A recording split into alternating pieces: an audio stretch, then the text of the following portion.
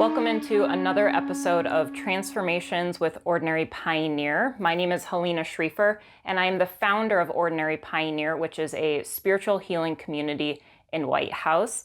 And I am here today with Mark Doblinger, who is my friend, my teacher, my confidant, so much. We go through a lot together, and we've only known each other for a few years. Yep. Thank you for being here. Well, thank you for inviting me. Of course.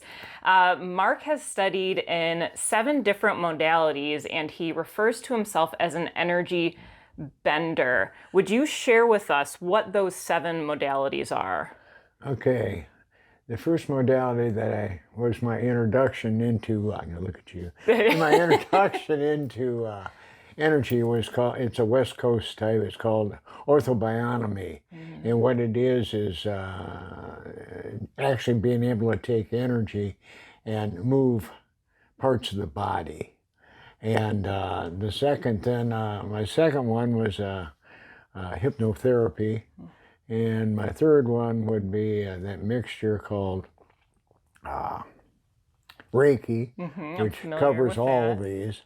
And then I got into a polarity, and then I got in polarity leads to cranial sacral. Okay. And then also they tell me I was a massage therapist at one time. They tell you. Which started the whole thing on the roll. I never got into this until I was in later life. I was 47 or 48 years old when I first started massage. So it's been a journey in my later years. Yeah, and it's incredible. And what I know from you is you're continuing to take classes in order to keep everything fresh, keep practicing, keep meeting with people.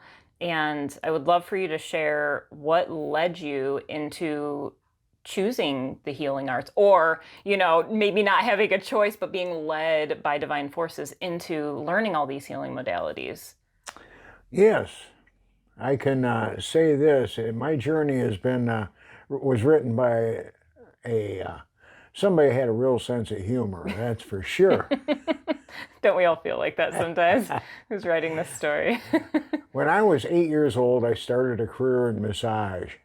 And goes back that far, okay. Yeah, and at 8 years old, my dad had a bad back, and I was the one that was taught or given the chance. He'd lay there, and I had this big old electric sander and towels on him and so forth, and it vibrated. But I could put my fingers under there, I could feel the knots, and I could start to work those out. And they really appreciated me doing this. And then all of a sudden, about 12 years old, in my era, boys were told they weren't supposed to be touching people like that. So that was the end of that career. Yeah. And then when I was 48 or so forth, I went camping with a young lady, and we were hiking in the mountains north of Flagstaff, Arizona. And we got back to our tent that night. She goes, "Boy, am I going to suffer tomorrow." I said, "Why is that?" And she goes, "Between the weather, the temperature change, and the walking, my legs are just going to lock up." I said, "Well, come over here."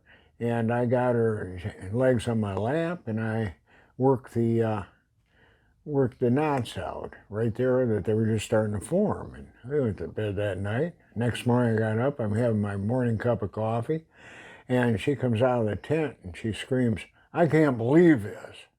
And I said, "What's up?" And she goes, "My legs are great." Wow. She said, "Nobody's ever done that like that." So it was innate. You knew what to do, you found the knots, and you got right in there. Yeah.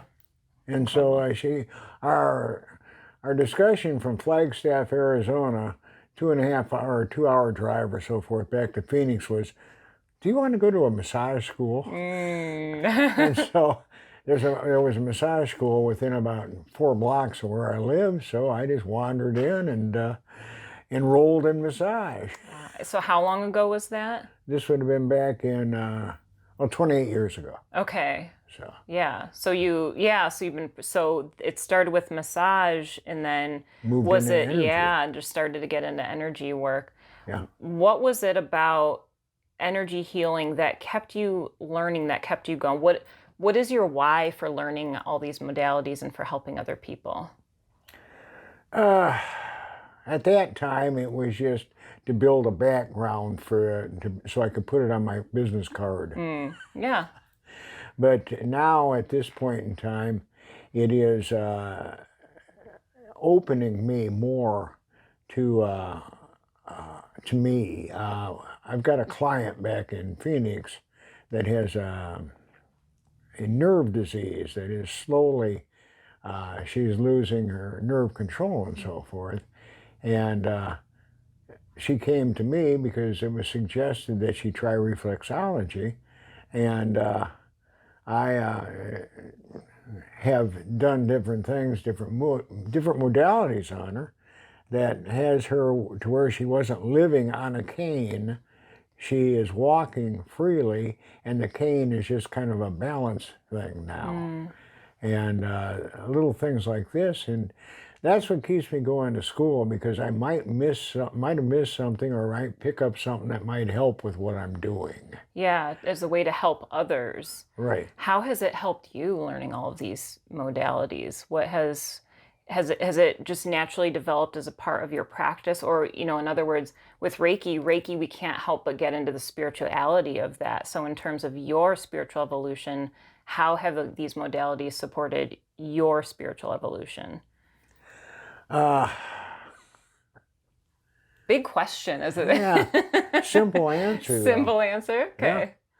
I just, before I would go into any session that I do now, and this is the big part of it, is I just, before I get there and calm myself or look at whoever I'm working on, I just find my moment of silence by myself, and I look up and go, I know nothing. Guide my hands.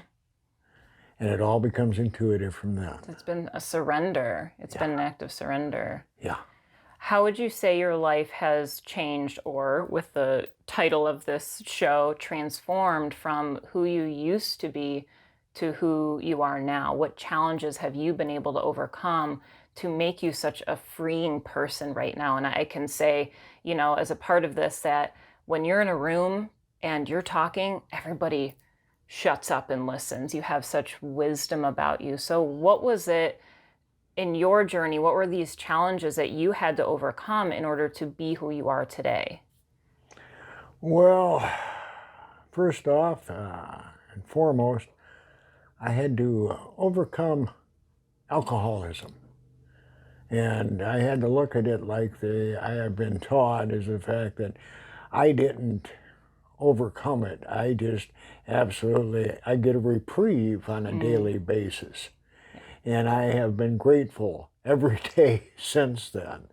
And that was what opened the door for me to start to get into spirituality, because once you use or find a God, spirit, whatever, of your understanding that can help you stay sober, once you find that, you are unlimited as to where you can go with it, because it's all energy.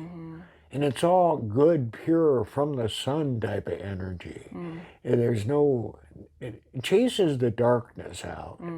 And once you can see through the darkness, you're carrying a light.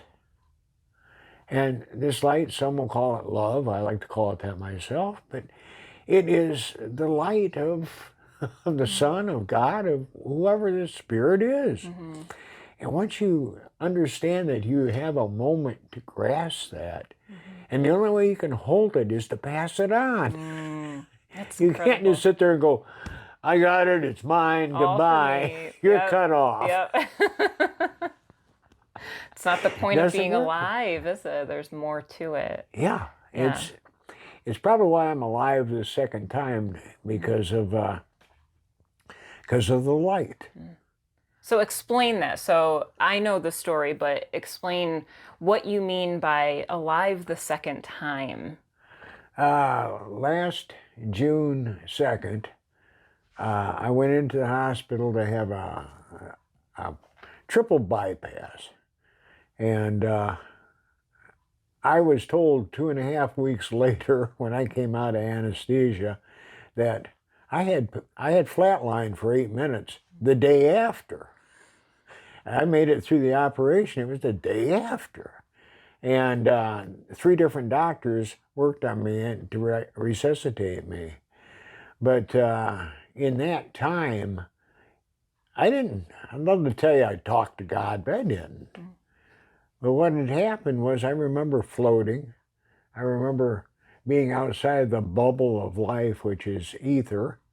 And all of a sudden, I remembered I have a 7-year-old granddaughter who I had made comment months before, I'd like to see her graduate from high school.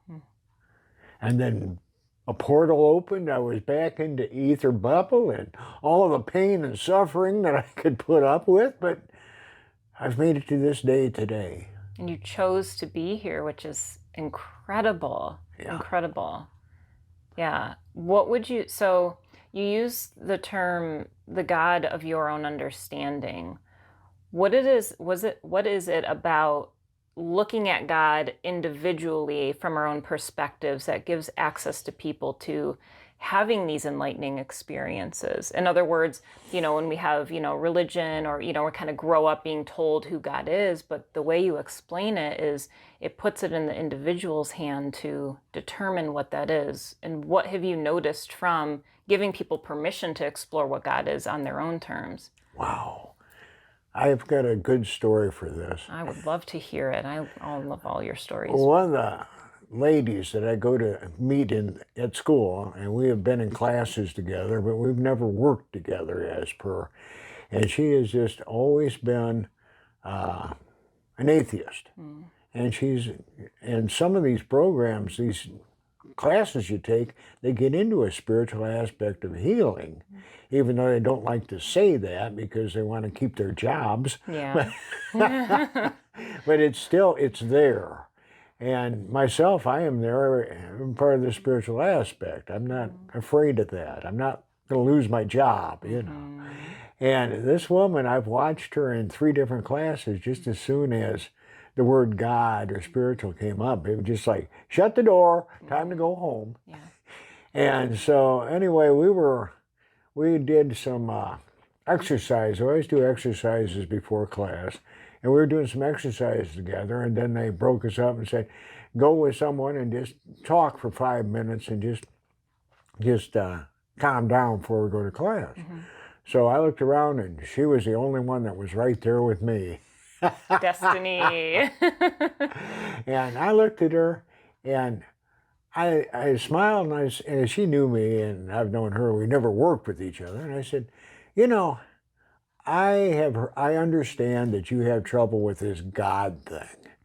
And she goes, yes, yes, I do, because waiting for me to try to sell God, Yeah, I'm sure she's heard that before. Oh, yeah, she's waiting. She had the hammer. Waiting for you to pull out a Bible or something. That's it. And I looked at her and I smiled and I said, I'm not here to sell you on that. That is not what matters to me. Because you're here like I am. You like the work. But you limit yourself because of the God thing. And she goes, yeah, nobody's ever said. I said, well, instead of, I know you deny God. I said, that goes on a lot in this world. I said, but look up. She looks up and goes, what do I see? I said, you see the sun there? She goes, yeah. I said, deny the sun. And it caught her off guard. It was like, I'd never thought of that. I said, yeah, just deny the sun. Yeah. Well, you can deny the sun, which you can't, because it's either there or we aren't. Yeah. Then you can get into the aspects of religion, God, whatever. But the sun is pure. Yeah. It shines, and we can grasp from it whatever we need to have a spirit, something, a guide, something extra. And that is when it was like it was a big breakthrough to her. And I think I wandered around enough to answer your question about what's a spiritual moment, which for me it was to actually break through somebody like that and know what where they were headed with a hammer and know that they put the hammer down for a moment.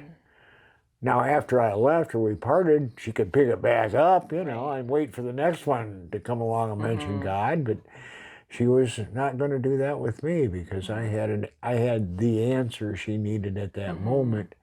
And that comes from the spirituality that I work, that I live. The answers are there. Yeah. All I got to do is choose to use them. Yep. And I love how in our conversations, one of the things that you really teach me is the simplicity of being a spiritual being. You know, when we as humans, I think we complicate it a lot, you know, and religion definitely has its place, and it surely helped me on my journey get to where I am. However, I overanalyze and I think, oh, is this good? Is this bad? But if I can pause and experience God as I choose to experience God in this moment, you know, in this miracle that's happening right now with you and me having this conversation, you know, and our viewers listening, I mean, this in itself is an experience of God. And the next moment will be different and offer us these different feelings and sensations that allow us to experience God in every given moment. And I love that because it's something that everybody has access to. You don't have to belong to a certain religion or, you know, be a part of any sort of tradition or geographically in some certain place in order to experience God. We can do that at any moment. Yeah. The big thing is, not big thing, it is one of the things, is a religion likes to complement it. There's so much ritual and dogma and rules that, you know, you have to go through, which, I mean, I'm not picking on religion. They have proved itself worthy forever.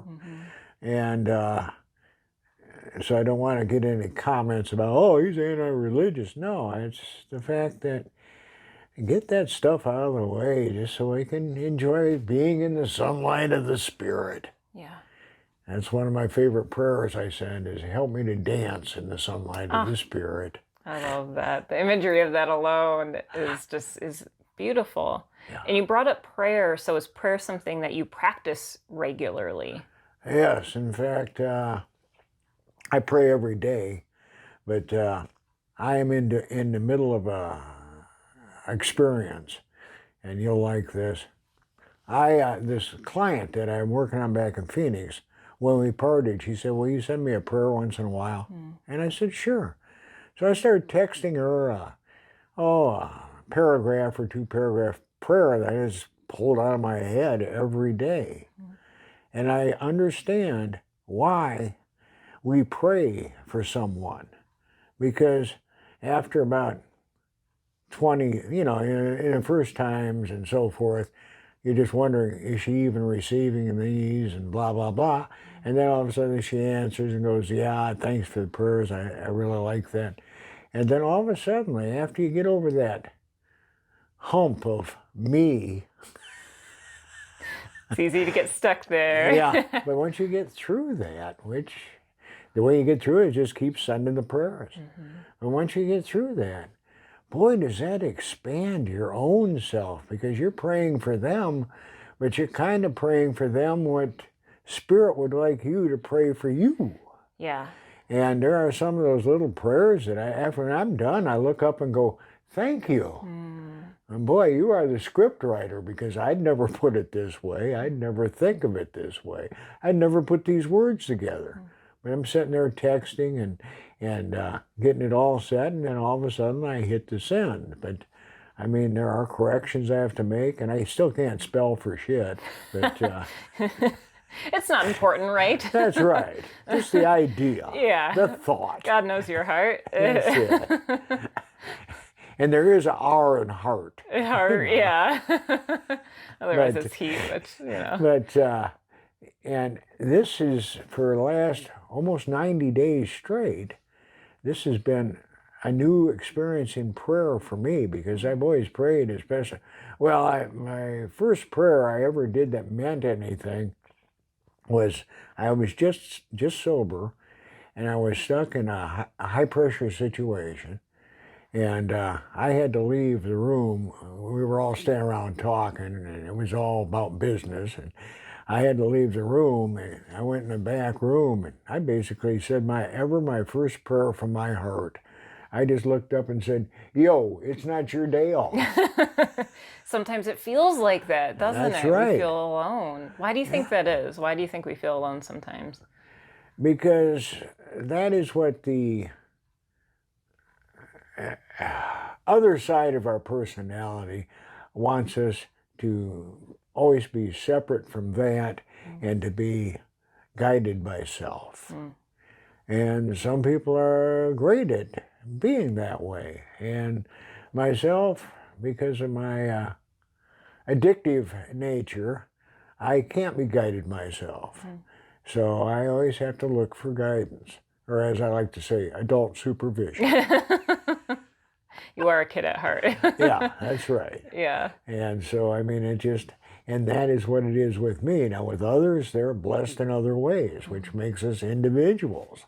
I'm not telling anyone that my way is the way. Yeah. I'm just saying that this is what's working for me, and it's constantly expanding. That's the cool part about it is when you get into the spirituality aspects of living, not just talking about, but actually living it, you realize that it just, you don't have to think about it. It just happens. And you just take it as it happens, and you go the way it's guiding you, and you see what's going on. And if you've got, like myself, with my 7 modalities, Oh. if you've got, like myself, 7 modalities, you got 7 ways to go, really, but it's all in the same, like Buddha said, it's all different pathways that leads to the same place. Absolutely. And that's what this is, where I'm at, is I use these pathways to work with others, and I can't tell someone when I'm working on them, oh, that's reflexology, oh, that's polarity, oh, that's cranial sacral, or anything. I could have come from massage. I don't know. Yeah. I just know my hands are guided, and all of a sudden, when I'm done, we have good results. So. And I can't even guarantee that. I just, when we're done, you tell me how you feel. Yeah. That's the best I can do. It's the confirmation that it worked. Yeah. Yeah, that's right. Now, with prayer or surrender in general, how would you guide people into surrendering, or, with using prayer as an example, I suppose, what is do you have like any kind of ritual that you get into to prayer, or is it as simple as, like you said, I know nothing, Jesus talks about, you will be given the words, to use to share, the message. Is it as simple as that, or is there something that you tell yourself to get into that mode of surrender and to using the words that are necessary in the moment? A simple answer for a complicated question. For sure. You always bring me back to the simple. See, that's where my mind's going, the complicated. Bring me back down, Mark. Yeah.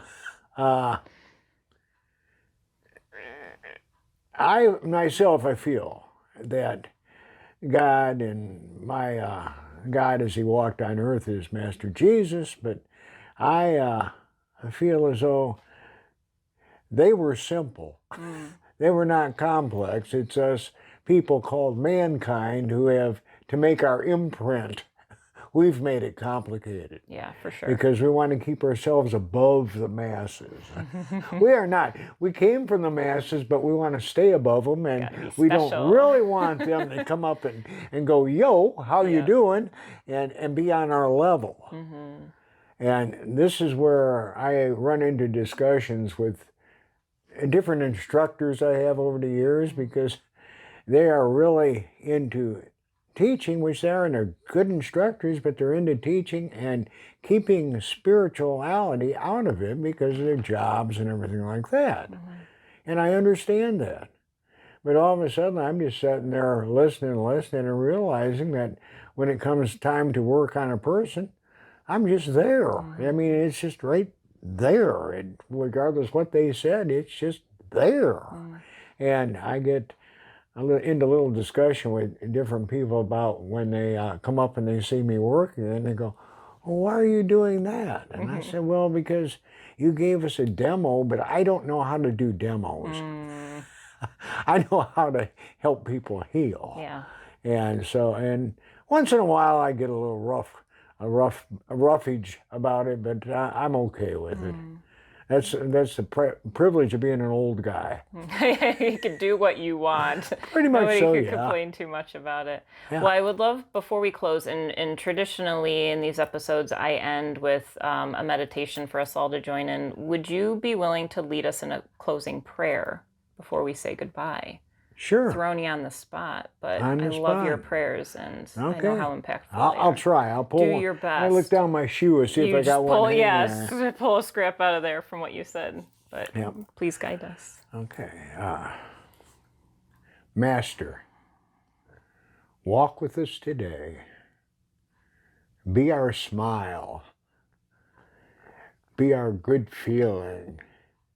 Be our light. And let us share that light with others, because that's all we really have. That's all we really want.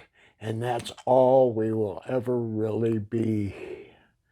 And with this, and a handful of gratitude and a bunch of thankfulness, I pray to thee. Amen. Amen. Thank you so much. Thank you. Your words are always so perfect, and I'm so grateful to know you and to be with you and to have your friendship and to have your love. Thank you. Thank you. Same goes back. I can't remember all what you just said, but same goes back. Ditto. Ditto. There you go. Well, thank you so much for being with us today. We invite you, if you're enjoying these videos, hit the subscribe button. Comment any questions you have for myself or Mark, and we will get back to you on that. Check out our website, ordinarypioneer.com, for all the services we have. And of course, please visit us in Whitehouse, Ohio. Blessings to you all.